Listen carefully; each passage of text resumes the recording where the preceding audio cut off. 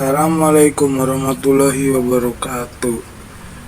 Selamat pagi untuk dosen kami, Bapak Denny. Izinkan kami dari kelompok 4 akan mempresentasikan yang berjudul koordinat kartesius dan grafik persamaan, yang disusun oleh pertama Moreno Puguh Wicaksono, kedua ada saya Muhammad Rafa Abrar, ketiga Risma Lestari, dan keempat Nurfatin Fajaryanto. Dan selanjutnya akan disampaikan oleh saya. Pendahuluan, latar belakang. Dibutuhkan cara menentukan posisi titik di bidang datar, menghubungkan konsep aljabar dan geometri, memudahkan analisis melalui bentuk visual atau gambar. Tujuan: memahami sistem koordinat kartesius, menentukan letak titik dengan benar, mampu menggambar grafik persamaan garis lurus. Pengertian koordinat kartesius. Definisi: sistem koordinat yang digunakan untuk posisi suatu titik pada bidang datar menggunakan dua garis bilangan yang saling berpotong tegak lurus.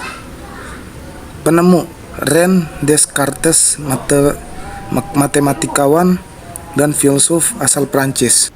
Dan untuk pembaca selanjutnya akan dilanjutkan oleh Moreno Puguh Wicaksono.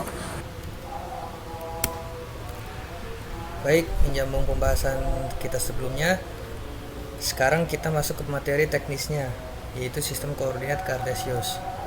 Untuk memahaminya dengan mudah, mari kita bayangkan sistem ini seperti aplikasi Google Maps atau GPS yang sering kita pakai. Agar GPS tahu posisi kita di sebuah kota, ia butuh titik acuan. Nah, dalam matematika, titik acuan itu diciptakan oleh dua garis yang saling memotong tegak lurus. Seperti yang bisa teman-teman lihat nih pada diagram di sebelah kanan ini ya. Dengan dua garis ini, kita bisa menentukan posisi letak suatu titik di bidang datar dengan sangat akurat. Oke, mari kita bedah nih anatomi utamanya. Di sini ada dua jalan utama. Pertama, perhatikan garis yang mendatar atau horizontal ini nih. Nah, kita menyebutnya sebagai sumbu X yang berwarna biru ini ya. Aturan mainnya sederhana. Dari titik perpotongan di tengah, kita melangkah ke kanan, nilainya semakin besar atau positif. Jika kita melangkahnya ke kiri, nilainya negatif. Kedua, ada garis yang tegak lurus nih atau vertikal yang berwarna ungu ini. Nah, itu disebut sumbu Y. Dari titik perpotongan, kalau kita naik ke atas dari 0 ini ya, berarti itu arahnya positif, tapi kalau turun ke bawah arahnya negatif. Lalu di mana pusat kotanya? Kalau kita analogikan seperti GPS tadi, yaitu tepat di tengah-tengah perpotongan kedua garis tersebut. Di situ ada angka 0 ya, yang kita sebut sebagai titik asal atau koordinat 0.0 ya, di tengah-tengah ini. Ingat, semua perhitungan langkah kita, baik itu kanan, kiri, atas, bawah, mutlak harus dimulai dari si 0,0 ini atau yang 0 lah kita sebutnya. Nah, karena perpotongan sumbu X dan Y tadi, bidang ini ibaratnya terbelah menjadi 4 ruangan yang dalam matematika disebut sebagai kuadran, yaitu yang ini nih, seperti ini dan seperti ini nih. Itu namanya kuadran. Coba perhatikan area yang berwarna hijau di kanan atas tuh. Itu kuadran 1 nih ya. Karena posisinya di kanan dan di atas, maka nilai X dan Y pastinya positif. Jadi kuadran 1 ini pasti positif. Bergeser berlawanan arah jarum jam ke area ungu ya. Ini nih, yaitu kuadran 2. Langkahnya ke kiri lalu ke atas. Jadi X-nya negatif, Y-nya positif. Ya, oke, di bawahnya ada area merah nih, yaitu kuadran 3.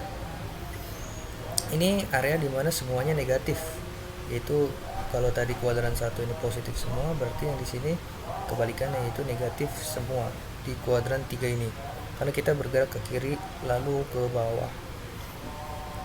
Dan terakhir di area oranye ini di kanan bawah, ini di kuadran 4 ya, yang oranye ini, dimana geraknya itu lalu ke bawah, ke kanan lalu ke bawah, sehingga X-nya ini positif, Y-nya itu negatif. Jadi ini seperti kebalikannya dari kuadran 2 tadi.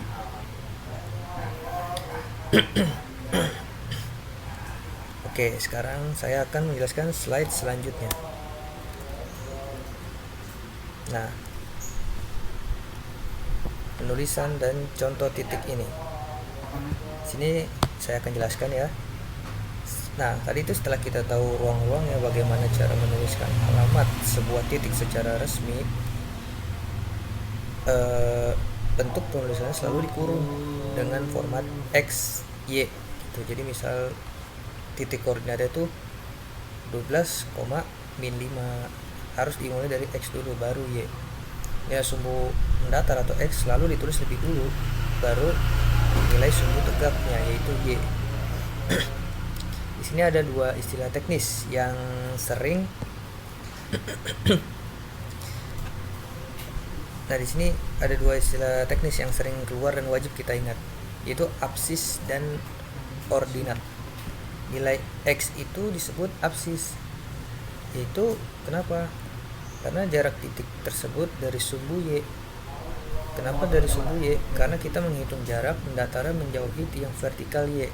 Sedangkan nilai Y disebut ordinat, yaitu jarak titik tersebut naik atau turun menjauhi garis mendatar sumbu X.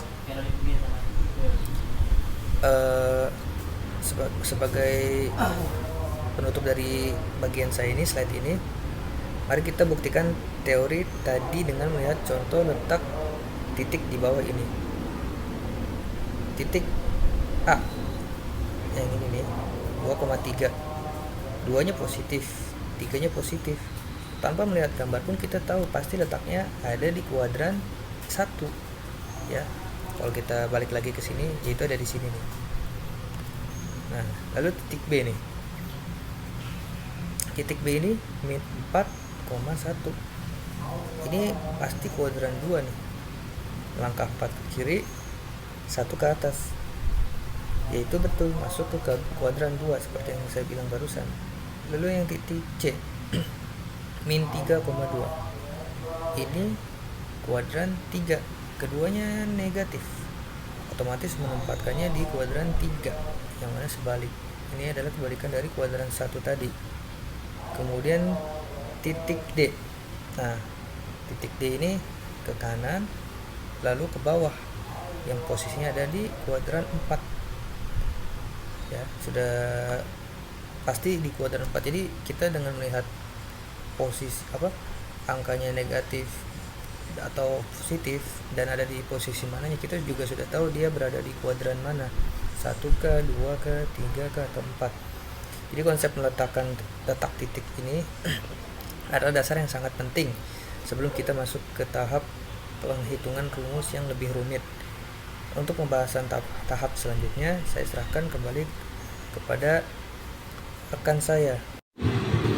Persamaan garis lurus itu ibarat jalan menanjak atau menurun yang lurus sempurna. Rumus umumnya adalah Y sama dengan mx plus C. Ada dua kunci di sini. M yaitu gradien adalah tingkat kemiringan jalan tersebut. Semakin besar angkanya, jalannya semakin menanjak tajam. C adalah gerbang awal atau titik start. Ini adalah angka di mana jalan tersebut memotong tiang vertikal sumbu Y. Bagaimana cara kita tahu arah jalan ini tanpa melihat peta? Kita hanya membutuhkan dua patokan tiang atau titik. Cari tiang pertama. Bayangkan kamu berdiri di garis start atau X sama dengan 0, di mana posisimu? Posisi kamu ada di angka C. Misal jika C sama dengan 1, berarti kamu berdiri di ketinggian 1. Cari tiang kedua. Sekarang melangkah satu kaki ke depan. X sama dengan 1. Berapa tinggi kamu sekarang? Tinggimu bertambah sesuai kemiringan M. Jadi posisi baru kamu adalah di ketinggian C plus M. Tarik garis. Kalau kamu sudah tahu tempat berdiri pertama dan tempat berdiri kedua, kamu tinggal bentangkan tali lurus di antara kedua titik itu. Jadilah sebuah garis lurus. Mari kita coba dengan angka. Misal, persamaan Y sama dengan 2X plus 1. Artinya, kemiringannya adalah 2 dan mulainya dari angka 1. Saat kamu di posisi awal X sama dengan 0, tinggimu adalah 1. Kita sebut ini koordinat 0,1. Saat kamu maju satu langkah, X sama dengan 1. Tinggimu naik sebanyak 2 tingkat. Jadi 1 plus 2 sama dengan 3. Kita sebut ini koordinat 1,3. Bayangkan titik 0,1 dan titik 1,3 di kepalamu, lalu hubungkan dengan garis lurus. Sekarang saya akan menjelaskan bagian contoh penerapan, yaitu membuat grafik dari persamaan Y sama dengan 2X plus 1. Seperti yang sudah dijelaskan sebelumnya, untuk membuat garis lurus kita butuh minimal 2 titik. Agar hasilnya lebih akurat, kita ambil 5 nilai yang berbeda. Lalu hitung nilai Y-nya. Yang pertama, saat X bernilai negatif 2, maka Y sama dengan 2. Dikali negatif 2 ditambah 1. Hasilnya negatif 3. Jadi kita dapat titik negatif 2, negatif 3. Yang kedua, saat X bernilai negatif 1, maka Y sama dengan 2. Dikali negatif 1 ditambah 1. Hasilnya negatif 1. Didapat titik negatif 1, negatif 1. Yang ketiga, saat X bernilai 0, maka Y sama dengan 0. Ditambah 1, hasilnya 1. Maka ini adalah titik potong garis sumbu Y, yaitu 0,1.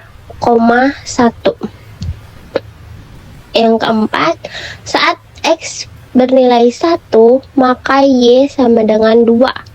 Ditambah 1, hasilnya 3. Didapat titik 1,3. Yang kelima, saat X bernilai 2, maka Y sama dengan 4. Ditambah 1. Hasilnya 5. Didapat titik 2,5. Setelah semua titik kita catat seperti pada label di layar, langkah selanjutnya adalah menandai titik-titik tersebut satu persatu pada bilangan koordinat. Setelah itu, tarik garis lurus yang menghubungkan titik paling kiri sampai ke kanan dan perpanjang garis ke kedua arah. Dari grafik tersebut, kita bisa melihat ciri-ciri pertama, garis ini condong ke kanan atas. Ini sesuai dengan nilai gradien M sama dengan 2 yang bernilai positif.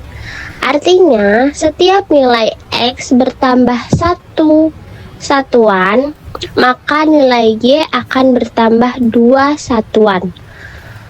Kedua garis memotong sumbu vertikal atau sumbu Y tepat di angka 1 sesuai dengan nilai C pada persamaannya.